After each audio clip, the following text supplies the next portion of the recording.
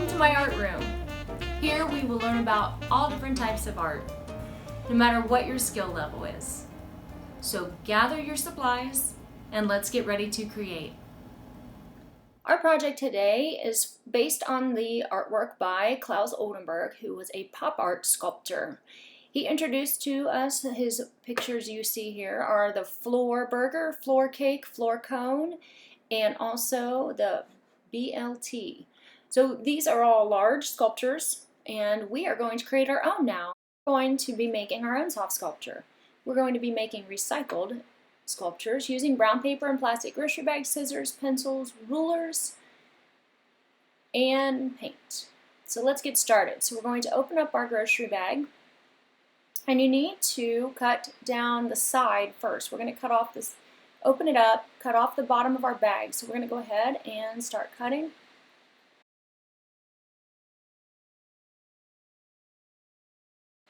And cut all along that edge just to get that bottom off.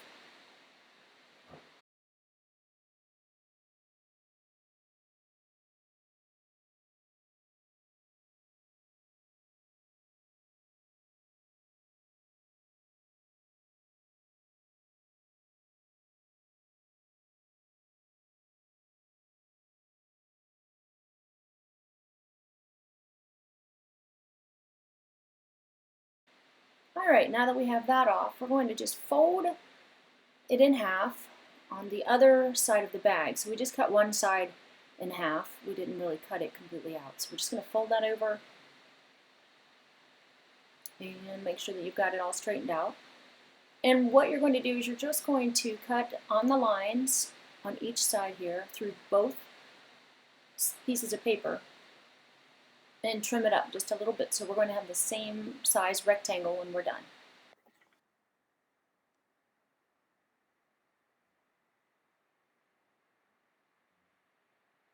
Okay, now we're going to make sure that the Kroger or whatever, if your bag has a symbol on it, kind of lay it on the inside. And we're going to line everything up. And then we need to fold it in half and crease it. We need a center line. So we're going to fold these two pieces together.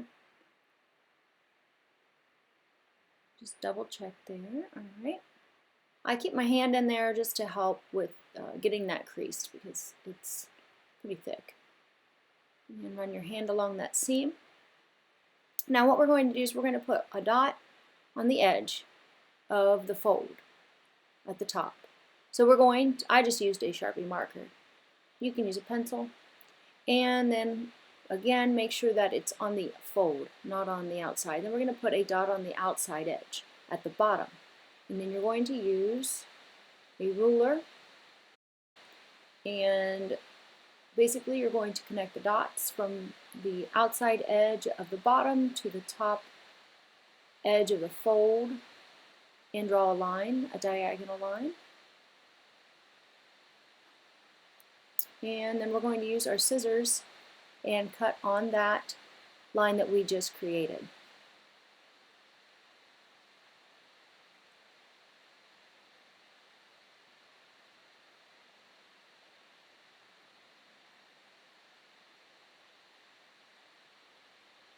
Alright, open it up and now you have a pizza shape. The only thing I want to show you is that at the top, on my bag, it has this round curved area. So what we're going to do is just line up our two pieces. And I made sure that I had the brand name of the bag on the inside. And then I'm just going to fold that edge over so I can get a good crease so I can create a line.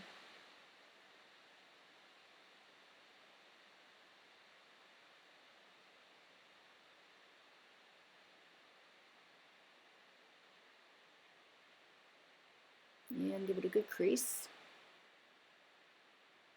Open it up and then you're going to cut on that crease.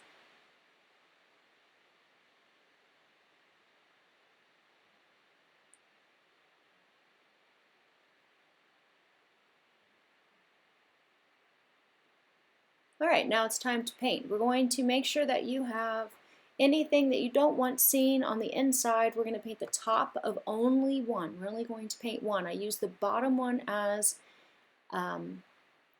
something to catch the paint. So if I go off the edge, it's not a big deal. And that way you don't get it on your table. And then we're going to go ahead and start putting, you can see there how it's going on the bottom there. So we're going to just cover that whole thing. I'm covering mine in red, but you do not have to do the exact same thing I'm doing. Be creative. You know, maybe your pizza is made out of guacamole. I don't know. Have fun with it. I'm just going to do a simple pepperoni and cheese with some onions on mine. So let's get this painted, and I will be right back. Okay, now that it's painted, what we're going to do, and I let it dry just a little bit, I'm going to go in and I'm going to use a little bit of white and yellow. The white just helps that yellow not be quite as transparent, and mix them together with a round brush.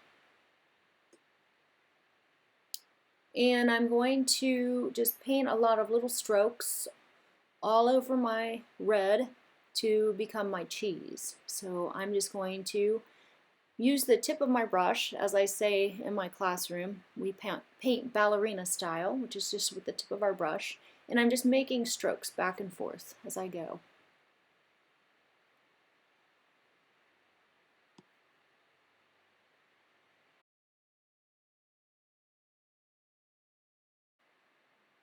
Alright, now that I have that finished, it is time to add the pepperoni.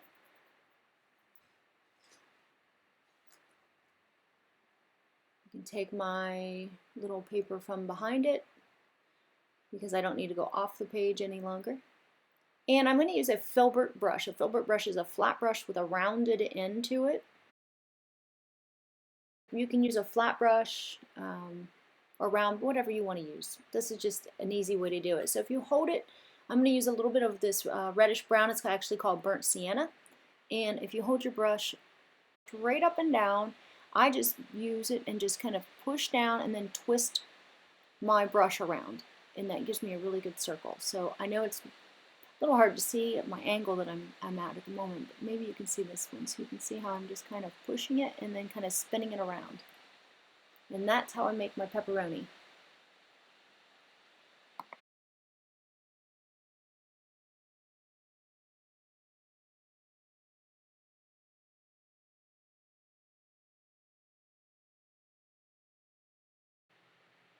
Alright, I put on a few little edge half pieces of pepperoni just to make it fun. The next thing I'm going to do is get a small round brush again and just use white for my onions. Again, be creative, have fun with it. You know, what toppings are on. I've seen anything from like a smiley faced pizza to a monster pizza. You know, maybe yours has anchovies. I don't know. Have fun with it. I'm just going to put in some little white specks here with my paint. And this should complete my painting part. So you can do this also with the construction paper like you saw at the very beginning of this video. That one was completely created with construction paper. So whatever resources you have there at home. Alright, now it's time to let it dry. Alright, we're back. It is dry.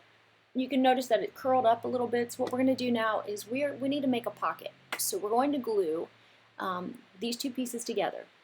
And we want to glue the ugly side. We don't want to see any of that paint we just did there. So I'm just going to put glue on the long sides of my triangle. We need to have an opening so we can stuff it to make it a sculpture, a soft sculpture. So here we go, one little strand of, I'm just using Elmer's glue. You can use hot glue, you could use glue stick, whatever works for you. We're only gluing, again, the two long sides of our triangle.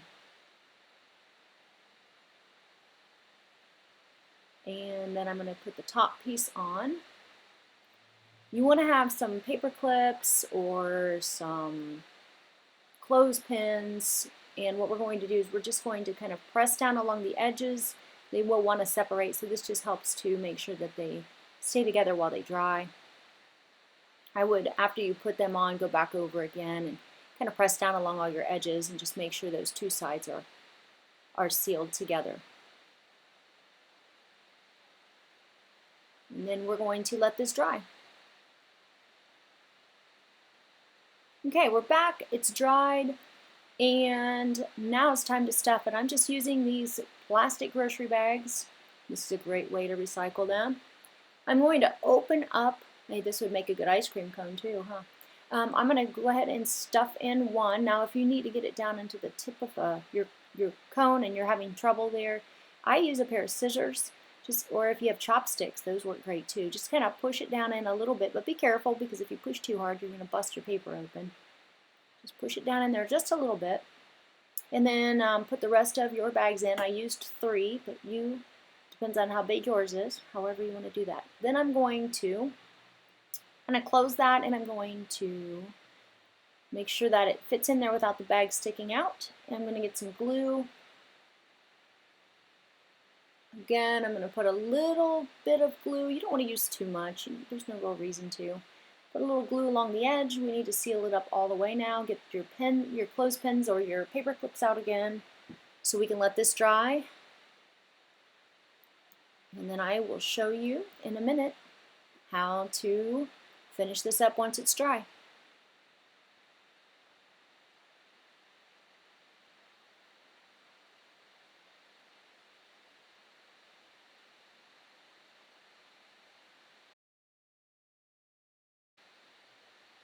Alright, I'm back. It is dry. The last step that you need to do with this is just roll that top piece over, increase it for our crust of our pizza.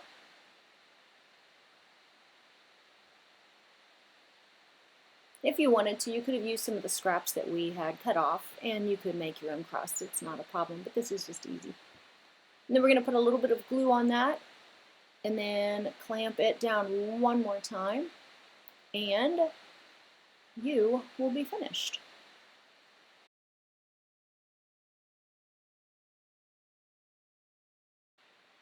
Alright, here it is finished. What else can you create? Send your photos to bergieartroom@gmail.com. I'd love to see your creations.